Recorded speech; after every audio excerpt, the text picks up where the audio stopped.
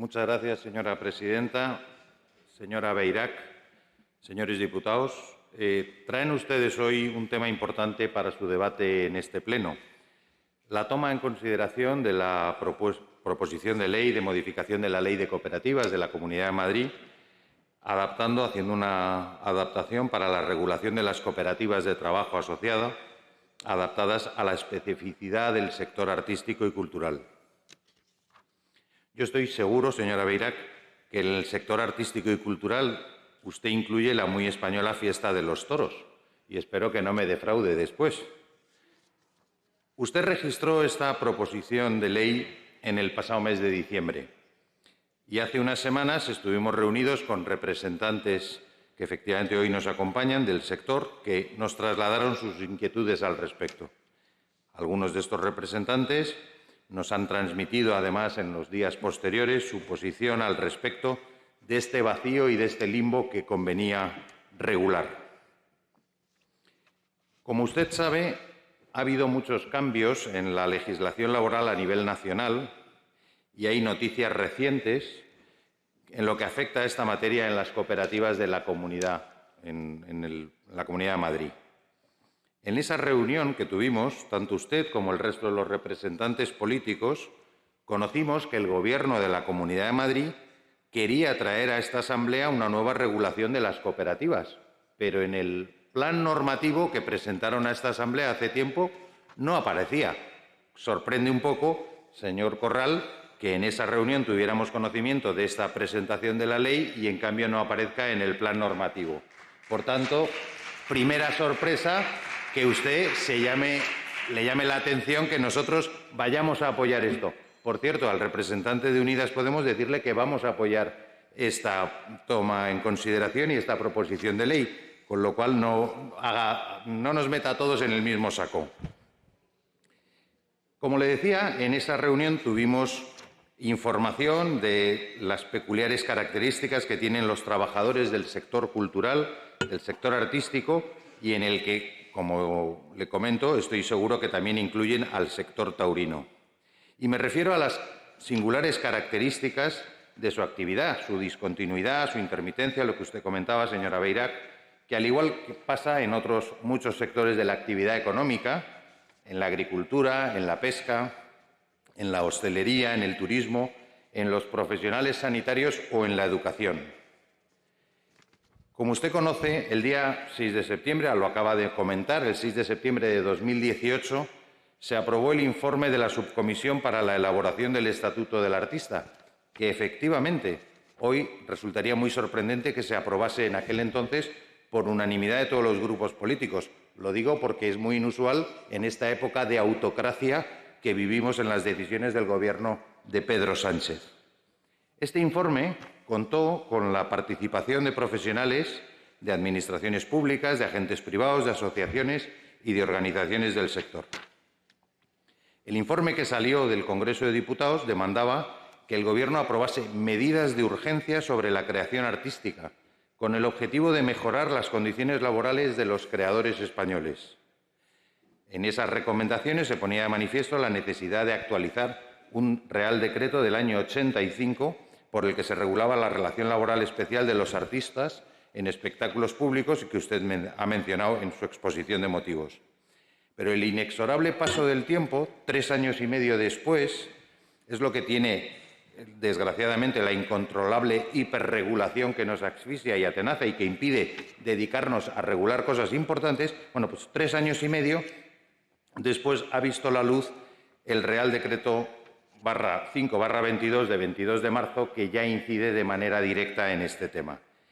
Y se solicitaban, entre otras cosas, la necesidad de ampliar la definición de espectáculo público a fin de que se haga cargo de las actividades profesionales conexas que no implican actuar materialmente encima de un escenario. Por tanto, a todos los profesionales vinculados con la actividad cultural, artística, taurina, etc. Se recomendaba adaptar este Real Decreto a una realidad productiva, integrando al personal técnico y auxiliar en los espectáculos públicos que no se incardinan en la estructura fija de la empresa productora de dicho espectáculo y mediante la inclusión dentro de los actuales grupos de cotización de dicho personal.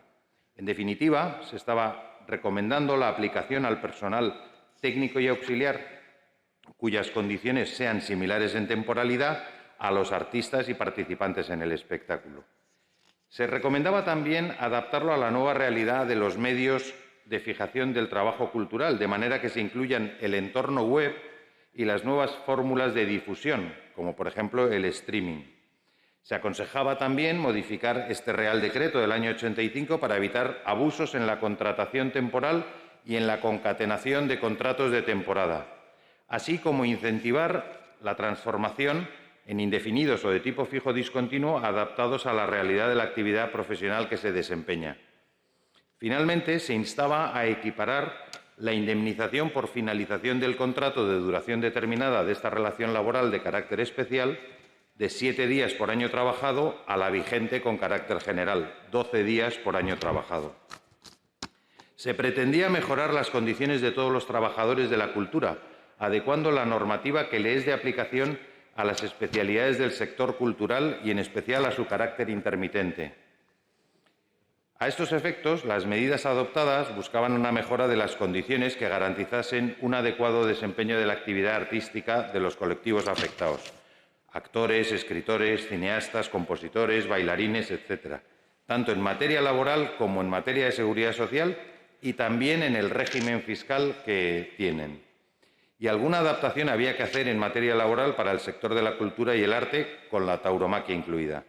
Es verdad que la irrupción de la pandemia causada por la COVID-19 puso de manifiesto de manera contundente y casi dramática las debilidades estructurales de este sector, así como las carencias más significativas en la regulación de sus condiciones laborales. En el Real Decreto comentado y aprobado recientemente, ya se prevén ciertas medidas en materia de seguridad social, así como en otros aspectos. Se prevé el desarrollo normativo de un tratamiento singular a efectos de cotización para los artistas con ingresos anuales inferiores a 3.000 euros, con la idea de reforzar la protección social de un colectivo que se ha visto abocado a una situación crítica, acomodando estas medidas a las propias características del sector. Se ha contemplado la adaptación reglamentaria de la cotización en el régimen especial de trabajadores por cuenta propia o autónoma. Y resulta indudable que el sector cultural es un colectivo especialmente vulnerable que en estos tiempos ha visto acentuada su precaria situación como consecuencia de las limitaciones que han impedido el normal desarrollo de sus actividades. Limitaciones que también se deben en parte a los estados de alarma abusivos que fueron aprobados por el Gobierno de España y que fueron declarados inconstitucionales por el Tribunal Constitucional gracias a los recursos y a la batalla que planteó Vox, que conviene recordar. Prueba del daño al sector cultural y artístico, incluida la tauromaquia, han sido los últimos datos disponibles en materia de empleo, que revelan cómo los sectores culturales han sido de los más afectados por la pandemia. Pues bien, este Real Decreto que comentamos incluye en su ámbito de aplicación a personas que desarrollan actividades artísticas. No quiero hacer aquí una larga enumeración, pero están incluidos en este Real Decreto. Y quiero que quede clara una cosa, un aspecto importante cuando tratemos estos temas. En el Real Decreto se perdió, en este comentado de hace unos días, se perdió una oportunidad de oro para haber incluido a todos los profesionales vinculados con la tauromaquia, con la muy española fiesta de los toros, en esta regulación de actividades culturales y artísticas, como expresión clara de la cultura y del arte que supone nuestra fiesta nacional. Ya sabemos que el Gobierno socialcomunista de España, que ustedes apoyan, puede decir una cosa y la contraria en el Congreso de los Diputados o en la Asamblea, y lo hace a la vez y sin ningún tipo de reparo, que además cambian de opinión en horas o en días según en el territorio en el que se encuentren y en función del interlocutor. Por tanto, ya sabemos que la palabra del presidente Sánchez así nos lo muestra cada día, pero nosotros vamos a estar vigilantes porque estas actividades de la tauromaquia y de la fiesta nacional estén incluidas en la regulación de las cooperativas culturales. Termino ya. Señora Beirac, han cambiado totalmente las circunstancias en las que usted presentó esta proposición de ley, pero efectivamente hay un vacío legal en este tema que debemos considerar y regular sin que ello afecte a la libre competencia del mercado en el sector cultural. Ha visto la luz este Real Decreto y, además, el Gobierno de la CAM ahora anuncia que quiere modificar la regulación en materia de cooperativas en la proposición de ley. Vamos a apoyar, pues, esta proposición de ley para que la necesaria reforma de la Ley de Cooperativas se lleve a cabo. y empiece su trámite legislativo en esta Asamblea. Pero le anuncio que presentaremos una enmienda en la que incluiremos de forma clara y nítida al sector de la tauromaquia en la regulación de las cooperativas culturales y artísticas. Muchas gracias. Gracias, señor Vallet. Gracias, presidente. Y gracias al PP por acercarse al discurso de Vox cuando pedía garantizar la seguridad de los madrileños. Hasta ahora siempre se habían mantenido en el consenso progre que negaba esta situación. Cuando hablan ustedes de bandas juveniles, entiendo que vamos a hablar de menas, porque, claro, el término juvenil significa menor de 18 años y mayor de 16. Por lo tanto, entendemos que ese será el objeto de la comisión. Si no es así, entendemos que algo ha pasado o ustedes, por cualquier motivo, están siguiendo lo que ha indicado el señor Sánchez y Marlaska para eliminar cualquier otro término y solo dejar el término juvenil, o bien, por el contrario, tienen el virus de la mieditis y utilizan el término juvenil para que la prensa no les diga absolutamente nada. Entendemos, si vamos y profundizamos o queremos profundizar mucho más en su objeto, cuando hablan ustedes de banda de crimen organizado, bueno, entendemos que vamos a hablar no solo de menas, vamos a hablar también de las bandas latinas compuestas por mayores, organizadas por mayores, que captan a menores para su actividad delictiva.